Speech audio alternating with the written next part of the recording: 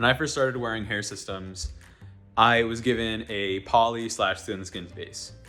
So that was what was given to me. That was what I thought I would stick with forever. It was easy to clean, pretty easy to install. But the thing was that it was not shaping my head correctly the way I needed to. It would always sort of peel at the hairline. I just think my forehead's funny. The thing is, the solution was lace. Lace is more breathable.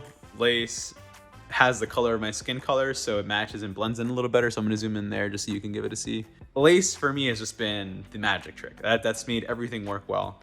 But the thing is, and I've heard that that cleaning is a nightmare.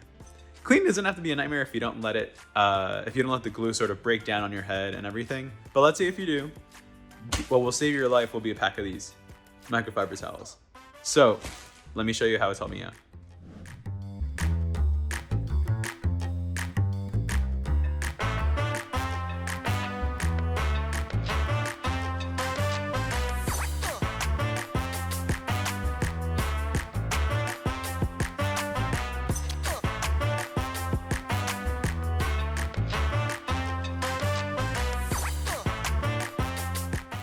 And this is the result. So you can see, this is just after using the microfiber cloth to get the tape off.